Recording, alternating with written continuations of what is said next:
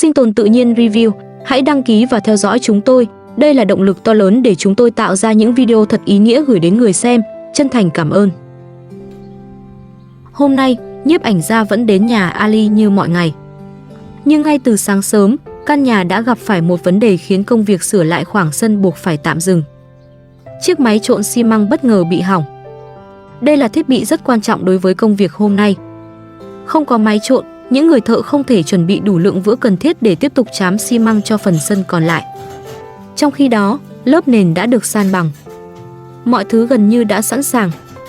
Chỉ vì chiếc máy gặp sự cố, toàn bộ công việc lại bị gián đoạn. Điều khiến Ali lo lắng hơn là chiếc máy trộn này không thuộc sở hữu của anh. Ali chỉ thuê lại từ một người khác để sử dụng trong vài ngày. Vì thế, ngoài việc phải sửa chữa để tiếp tục công việc, anh còn phải chịu trách nhiệm với chủ của chiếc máy. Ali nhanh chóng nhờ một người thợ đi tìm nơi có thể sửa chữa. Anh muốn biết chính xác chiếc máy bị hỏng ở đâu và chi phí sẽ là bao nhiêu. Trong hoàn cảnh hiện tại, mỗi khoản tiền phát sinh đều khiến Ali phải suy nghĩ rất nhiều. Giờ đây lại thêm cả tiền sửa chữa. Một lúc sau, người thợ gọi điện trở lại cho Ali. Anh ta cho biết một phần của máy trộn đã bị hỏng và cần phải hàn lại. Nếu mang đến một cửa hàng sửa chữa thông thường, chi phí sẽ khá cao. Nhưng may mắn là người thợ có quen một người làm nghề hàn. Người này đồng ý sửa chiếc máy với giá thấp hơn. Sau khi nghe báo chi phí, Ali lập tức cảm ơn người thợ. Đối với anh, mức giá ấy đã quá hợp lý. Tối hôm trước, Ali còn lo rằng việc sửa máy sẽ tiêu tốn một khoản tiền rất lớn. Nếu chi phí quá cao, có thể anh sẽ phải trì hoãn việc sửa sân thêm nhiều ngày. Nhưng giờ đây, khi biết có người đồng ý sửa với giá rẻ hơn, Ali cũng nhẹ lòng đôi chút. Ít nhất, công việc vẫn còn có thể tiếp tục. Và số tiền anh phải bỏ ra chưa vượt quá khả năng của mình. Sau đó, Ali nói rằng anh sẽ tự mình đưa chiếc máy trộn đi sửa. Trước khi rời khỏi nhà, Ali còn quay sang nhờ bà Hilda. Bà nhớ tưới nước cho phần sân xi măng giúp con nhé. Nhiếp ảnh gia nhìn số vật liệu còn lại rồi hỏi Ali. Xi măng có đủ không? Ali suy nghĩ một lúc rồi đáp. Chắc là đủ rồi. Dù vậy, anh vẫn chưa hoàn toàn chắc chắn. Khoảng sân vẫn còn một phần chưa hoàn thiện. Nhưng lúc này, điều quan trọng nhất là phải sửa được chiếc máy trộn trước. Sau đó, Ali lên xe rồi rời đi. Khoảng sân vốn nhộn nhịp từ những ngày trước bỗng trở nên yên tĩnh hơn. Chỉ còn lại bà Hilda và Parisa ở nhà. Một lúc sau, bà Hilda bước ra khu vực bên hông căn nhà. Đây là nơi gia đình đang nuôi đàn gà. Bà cẩn thận kiểm tra những con đang ở trong chuồng, rồi quan sát số gà đi lại ngoài sân. Đàn gà là một phần quan trọng trong cuộc sống của gia đình. Chúng có thể cho trứng, có thể sinh thêm gà con. Và trong những lúc khó khăn, đàn gà cũng giúp gia đình có thêm thức ăn hoặc một khoản tiền nhỏ. Bà Hilda chuẩn bị một chỗ riêng để đựng trứng, tạo điều kiện cho những con gà mái có thể nằm ấp. Bà sắp xếp rơm khô thật cẩn thận, cố gắng làm cho ổ trứng đủ kín và ấm. Khoảng sân bên hông nhà Ali khá rộng. Nếu chăm sóc tốt, nơi này có thể nuôi được rất nhiều gà. Đó cũng có thể trở thành một nguồn thu nhập nhỏ cho gia đình trong tương lai. Sau khi kiểm tra đàn gà xong, bà Hilda lại quay ra khoảng sân trước nhà để dọn dẹp. Những bao xi măng đã sử dụng hết nằm rải rác quanh khu vực làm việc. Một số bao còn dính đầy bụi. Một số đã bị rách sau khi người thợ lấy xi măng ra. Bà Hilda gom tất cả lại thành một chỗ. Bà không muốn những chiếc bao này khiến căn nhà càng thêm bừa bộn. Dù việc sửa chữa vẫn chưa hoàn thành, bà vẫn muốn giữ mọi thứ thật ngăn nắp.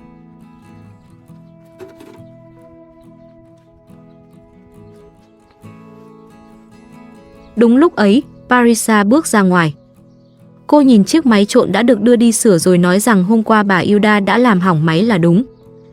Parisa còn cho rằng những người thợ nên bị đuổi đi. Theo cô, họ làm việc không hiệu quả. Máy móc lại liên tục gặp vấn đề. Công việc sửa sân cứ kéo dài, khiến tiền bạc của Ali ngày càng hao hụt. Nghe vậy, bà Hilda lập tức nói, cháu đừng xen vào công việc của họ. Những người thợ đang giúp Ali làm việc. Nếu cháu tiếp tục gây chuyện, Ali sẽ rất tức giận. Bà cũng hiểu Ali đã phải chịu quá nhiều áp lực. Anh vừa lo tiền bạc, vừa lo sửa máy, vừa phải tìm cách hoàn thành khoảng sân trước khi thời tiết thay đổi. Bởi vậy, bà không muốn Parisa tiếp tục gây thêm mâu thuẫn. Sau đó, bà Hilda đẩy số bao xi măng đã dùng ra một khoảng đất xa căn nhà. Bà gom chúng thành một đống rồi châm lửa đốt. Ở khu vực này không có nơi thu gom và xử lý rác thải thuận tiện. Những loại rác như bao xi măng thường phải được gom lại rồi đốt bỏ. Ngọn lửa nhanh chóng cháy lên.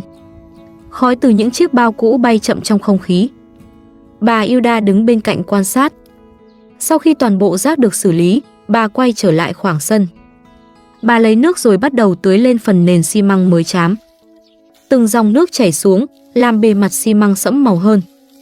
Công việc này nhìn có vẻ đơn giản, nhưng lại vô cùng quan trọng.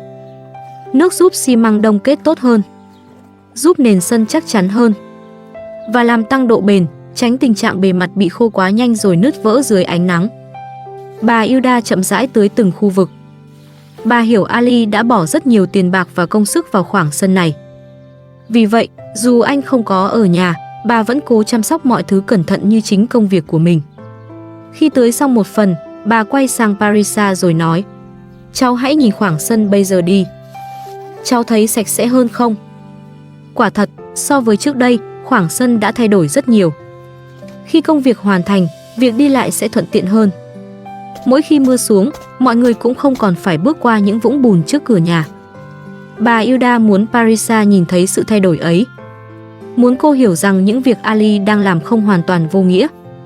Nhưng Parisa chỉ lạnh lùng đáp: "Không, cháu vẫn không muốn sống ở đây." Câu trả lời ấy khiến bà Hilda im lặng. Có lẽ bà đã hy vọng khi nhìn thấy căn nhà ngày càng sạch sẽ hơn, Parisa sẽ thay đổi suy nghĩ. Nhưng dường như vấn đề không nằm ở khoảng sân. Trong lòng Parisa, nơi này từ lâu đã không phải là nơi cô muốn gắn bó. Hôm nay, công việc phải tạm ngưng vì chiếc máy bị hỏng. Nhưng những rạn nứt trong gia đình Ali vẫn chưa bao giờ thật sự dừng lại. Bà Hilda chỉ có thể tiếp tục tưới nước cho lớp nền mới, cố gắng giúp xi măng trở nên chắc chắn hơn từng ngày. Còn mái ấm này có thể bền vững hay không, lại là điều không một người thợ nào có thể dễ dàng sửa chữa. Sau khi tưới nước cho khoảng sân xi măng, bà Hilda quay trở vào nhà để chuẩn bị bữa trưa. Bên ngoài, khoảng sân vẫn còn ngổn ngang vật liệu xây dựng. Chiếc máy trộn xi măng đã được Ali mang đi sửa. Công việc buộc phải tạm dừng, khiến không khí trong nhà có phần nặng nề. Đúng lúc bà Hilda đang chuẩn bị bữa ăn, bên ngoài bỗng vang lên tiếng gõ cửa. Bà nhanh chóng bước ra mở. Người vừa trở về chính là Ali. Vừa nhìn thấy anh, bà Hilda lập tức hỏi: "Máy trộn bị làm sao? Đã sửa xong chưa?" Ali bước vào nhà. Máy trộn bị chập điện. "Cháu đã nói chuyện với chủ của chiếc máy. Cháu sẽ trả một nửa chi phí sửa chữa, còn một nửa thuộc về chủ máy." Đó là cách giải quyết mà Ali cho là hợp lý. Nhưng vừa nghe đến chuyện phải trả tiền sửa máy, Parisa lập tức tỏ ra khó chịu. Cô nói: "Anh chỉ biết lãng phí tiền thôi. Máy trộn bị hỏng là lỗi của ai?" Ali cố giữ bình tĩnh giải thích: "Máy bị hỏng là chuyện bình thường. Nó đã hoạt động được 3 năm rồi. Thời gian qua, máy cũng phải làm việc liên tục. Không có ai làm gì sai cả." Nhưng Parisa vẫn không chấp nhận. Cô tiếp tục nói: "Bảo mấy người thợ đừng đến nữa. Họ chỉ làm hại chúng ta thôi." Lúc này, Ali đã bắt đầu mất kiên nhẫn. Từ sáng đến giờ, anh phải lo tìm chỗ sửa máy, thương lượng giá cả rồi tự mình đưa thiết bị đi hàn lại. Chân anh cũng đang đau. Ali cau mày nói: "Im đi, tôi đau đầu lắm rồi. Những người thợ đang giúp chúng ta làm việc. Họ không có lỗi." Không khí trong căn nhà nhanh chóng trở nên căng thẳng. Parisa nhìn thấy số đồ ăn Ali vừa mua về, lại tiếp tục hỏi: "Sao anh lại mua những thứ này?" Ali đáp: "Là tôi mua." "Tại sao cô cứ kiếm chuyện với tôi như vậy?" Bà Hilda đứng bên cạnh, thấy mâu thuẫn ngày càng lớn liền kể lại chuyện hôm trước. Hôm qua, Parisa còn lấy xẻng của những người thợ, khiến họ phải dừng công việc. Họ cũng cảm thấy rất khó chịu. "Parisa, sau này đừng như vậy nữa." Ali nghe vậy càng bực bội hơn. Anh nói: "Đúng vậy, họ không phải những công nhân. Chính họ là những người đang giúp đỡ chúng ta. Họ là những người thợ giỏi mà tôi đã mời đến. Trong khi chân tôi lại đang đau." Nhưng Parisa dường như không muốn nghe thêm. Cô mệt mỏi nói: "Đừng cãi nhau nữa. Tôi mệt quá rồi." Tưởng rằng mọi chuyện sẽ tạm thời dừng lại. Nhưng chỉ một lúc sau, bên ngoài lại vang lên tiếng gõ cửa. Lần này, Parisa là người bước ra mở cổng. Người xuất hiện trước mặt cô chính là Murat. Parisa lập tức cảnh giác. Sao ông lại đến đây? Ra ngoài đi. Murat cố giữ giọng bình tĩnh. Để tôi vào. Tôi không đến đây để cãi nhau. Nhưng vừa đi được vài bước, thái độ của ông ta lập tức thay đổi. Murat nhìn phần sân đang được sửa chữa rồi nổi giận nói. Một nửa mảnh đất này là của tôi. Nghe tiếng Murat, bà Hilda nhanh chóng bước ra. Vừa nhìn thấy ông ta, bà lập tức yêu cầu. Ông rời khỏi đây ngay. Nhưng Murat không những không đi, ông ta còn bước đến, tức giận đẩy bà Hilda một cái rồi quát. Bà im lặng đi. Hành động ấy khiến bầu không khí lập tức trở nên nguy hiểm. Ali nghe tiếng cãi vã liền ra ngoài. Anh hỏi, ông đến đây làm gì? Murat nhìn thẳng vào Ali, lớn tiếng chất vấn. Tại sao anh lại chát vữa lên đất của vợ tôi? Ali lập tức đáp. Chuyện đó liên quan gì đến ông? Tại sao ông lại xen vào? Murat tiếp tục. Trước đây anh nói với tôi mảnh đất này là của bà Hilda. Vậy tại sao bây giờ anh lại phá hoại đất ở đây? Bà Hilda tức giận nói. Mảnh đất này không liên quan đến ông. Đừng đến đây gây rối. Nhưng Murat vẫn không chịu lùi bước. Ông ta nói. Vợ tôi đã bán hết vàng để mua mảnh đất này. Tại sao anh lại phá hoại đất của vợ tôi? Ali nghe vậy liền quát. Murat, ông hãy ra khỏi đây. Mảnh đất này là của bà Hilda, không liên quan đến ông. Bà không cần phải giải thích với ông ta. Rồi Ali nhắc đến mối quan hệ giữa Murat và bà Hilda. Lần này ông đến tìm bà Hilda. Nhưng bà ấy không muốn đi cùng ông. Nếu vậy thì hãy nhanh chóng ly hôn đi. Murat lập tức phản ứng. Chuyện của tôi với bà Hilda không cần anh quan tâm. Tôi cần nói chuyện với bà ấy. Hilda, Ali đã nói một nửa mảnh đất thuộc về bà. Bây giờ mảnh đất ấy đã bị phá hoại rồi. Bà Hilda kiên quyết trả lời. Không liên quan đến ông. Ra khỏi đây ngay. Đừng làm phiền tôi. Ali lúc này đã không còn giữ được bình tĩnh. Anh đứng trước Murat rồi nói. Vì ông lớn tuổi hơn nên tôi vẫn tôn trọng ông. Nhưng ông đã phá hủy cuộc đời của bà Hilda. Ông hãy cút khỏi đây ngay. Murat lập tức cáo buộc. Anh đã cướp đất của vợ tôi. Anh giữ vợ tôi ở đây suốt 2 năm rồi lấy đất của bà ấy. Ali tức giận hét lên. Mau rời khỏi nhà tôi. Đừng khiến tôi nổi giận. Biết không thể thuyết phục được ai, Murat quay người bước ra. Nhưng trước khi rời đi, ông ta bất ngờ đá và đẩy ngã chiếc xe dùng để chở xi măng. Chiếc xe đổ mạnh xuống đất, phát ra một tiếng động lớn. Murat còn quay lại đe dọa. Tôi sẽ không để các người được sống yên ổn đâu. Tưởng rằng mọi chuyện đã kết thúc. Nhưng Murat lại bất ngờ lấy ra một xấp tiền. Ông ta đưa số tiền ấy cho Parisa rồi nói cô hãy tìm cách đuổi bà Hilda ra khỏi nhà. Parisa nhìn số tiền trước mặt nhưng lập tức từ chối. Ali vừa nhìn thấy liền bước tới. Ông đang làm gì vậy? Ông muốn gì? Murat không trả lời. Ông ta bất ngờ xô mạnh Ali một cái rồi nhanh chóng chạy ra khỏi căn nhà. Mọi chuyện xảy ra quá nhanh. Chỉ trong vài giây, Murat đã biến mất sau cánh cổng. Ali quay lại nhìn Parisa rồi hỏi. Tại sao ông ta đưa tiền cho cô? Parisa trả lời. Ông ấy muốn tôi đuổi bà Hilda ra ngoài. Ali càng tức giận hơn. Tại sao cô lại mở cửa cho ông ta vào? Parisa giải thích. Murat nói rằng ông ta không đến để cãi nhau. Ông ta chỉ muốn đến thăm bà Hilda. Sau đó, tất cả quay trở vào nhà. Nhưng không ai còn giữ được sự bình tĩnh như trước. Ali nói với mọi người. Hôm nay tôi đã đến ngân hàng để vay tiền. Nhưng ở đó có đến 200 người cũng đang chờ vay trước cả tôi. Còn Murat lại muốn đưa tiền cho Parisa để cô ấy gây chuyện với bà Hilda. Parisa lập tức khẳng định. Tôi không nhận tiền. Ali nhìn cô rồi nói. Hắn ta muốn hối lộ cô. Số tiền ấy không hề nhỏ. Hắn ta muốn đưa cho cô rất nhiều tiền. Căn nhà một lần nữa rơi vào im lặng. Ngoài sân, chiếc xe chở xi măng vẫn nằm đổ dưới đất. Công việc sửa nhà chưa thể tiếp tục. Chiếc máy trộn vẫn đang chờ được sửa. Ali còn phải tìm cách vay tiền giữa hàng trăm người đang chờ đợi. Vậy mà Murat vẫn xuất hiện, gây rối, đe dọa và tìm cách chia rẽ những người trong gia đình. Điều đáng sợ nhất không phải chỉ là những lời ông ta nói, mà là việc Murat đã sẵn sàng dùng tiền để biến Parisa thành công cụ chống lại bà Hilda. Hôm nay, Parisa đã từ chối. Nhưng Murat đã nói rõ rằng ông ta sẽ không để họ được sống yên ổn. Và sau lời đe dọa ấy, không ai biết lần tiếp theo ông ta quay trở lại, mọi chuyện sẽ còn đi xa đến mức nào. Sau khi Murat rời khỏi căn nhà, không khí vẫn còn khá nặng nề. Những lời tranh cãi, sự đe dọa và cả hành động gây rối của ông ta khiến mọi người chưa thể bình tâm ngay được. Nhưng Ali hiểu rằng nếu cứ tiếp tục đứng đó tức giận, những công việc đang dang dở cũng sẽ không thể tự hoàn thành. Vì vậy, anh bước ra ngoài sân, cố gắng gạt những chuyện vừa xảy ra sang một bên để tiếp tục làm việc. Chiếc máy trộn xi măng vẫn đang được mang đi sửa. Phần lớn khoảng sân vì thế phải tạm ngừng thi công. Nhưng quanh căn nhà vẫn còn rất nhiều việc nhỏ cần được xử lý. Ali muốn tranh thủ thời gian để sửa từng phần một. Dù chỉ là một cánh cửa bị kẹt, một góc tường chưa được trám kín, hay phần nền quanh nhà vệ sinh còn chưa hoàn thiện, tất cả đều ảnh hưởng đến việc sinh hoạt hàng ngày của gia đình.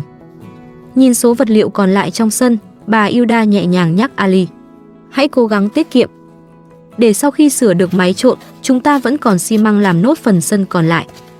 Bà hiểu hoàn cảnh của Ali lúc này rất khó khăn. Tiền mua vật liệu đã tốn không ít. Anh còn phải trả tiền thuê máy, tiền sửa máy và chi phí cho những người thợ. Nếu sử dụng xi măng quá nhiều vào những việc chưa thật sự cần thiết, đến khi máy trộn được đưa về, có thể vật liệu lại không đủ để hoàn thành khoảng sân. Ali nhìn những bao xi măng còn lại rồi nói: 13 bao xi măng chắc là đủ cho phần sân còn lại. Anh vừa nói, vừa âm thầm tính toán. Mỗi bao xi măng đều phải được sử dụng đúng chỗ. Với những gia đình có điều kiện, việc mua thêm vài bao xi măng có thể không phải chuyện lớn. Nhưng đối với Ali, mỗi khoản chi lúc này đều phải suy nghĩ rất kỹ. Anh còn nhiều việc phải làm. Sau đó, Ali lấy một lượng xi măng vừa đủ, tự tay trộn với cát và nước. Không có máy trộn, công việc trở nên chậm và nặng nhọc hơn rất nhiều. Anh phải dùng xẻng đảo hỗn hợp nhiều lần để xi măng được đều. Dù chân đang đau, Ali vẫn cố gắng làm từng chút.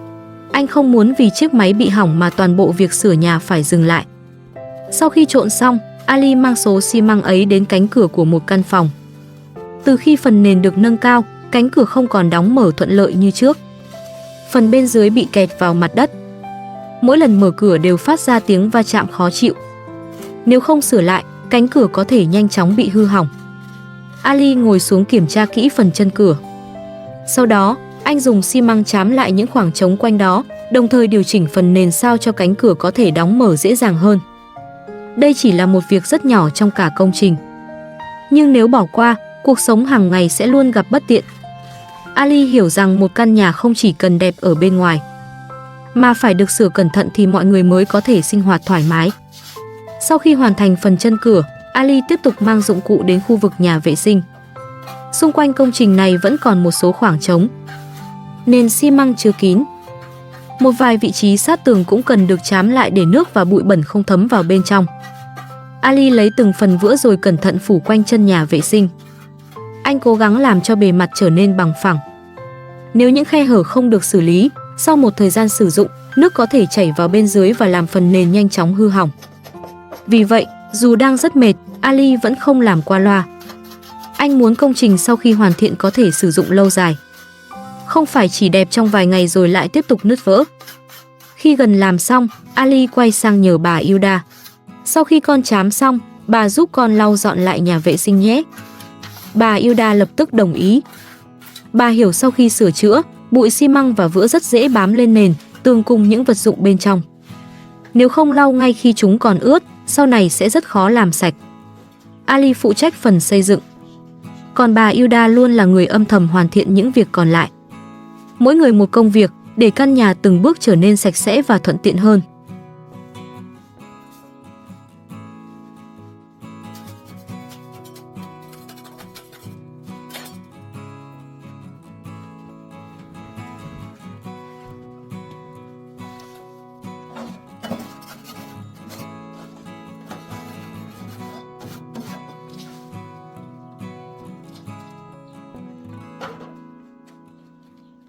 Một lúc sau, bà Hilda bước vào trong nhà rồi mang chiếc máy giặt ra ngoài.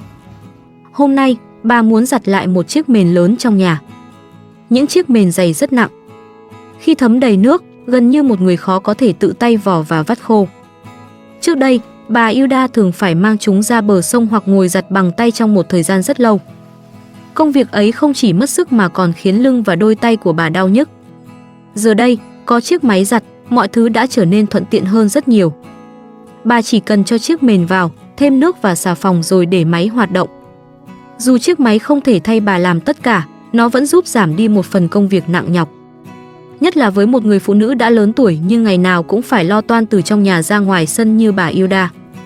Một mái ấm không phải lúc nào cũng được xây nên từ những công việc lớn lao. Đôi khi, nó bắt đầu từ việc tiết kiệm, hay giặt lại chiếc mền để mọi người có thể ngủ ngon hơn vào ban đêm. Những việc ấy rất nhỏ. Nhưng chính từ những điều nhỏ bé đó, một căn nhà mới dần trở thành nơi người ta có thể thật sự gọi là mái ấm.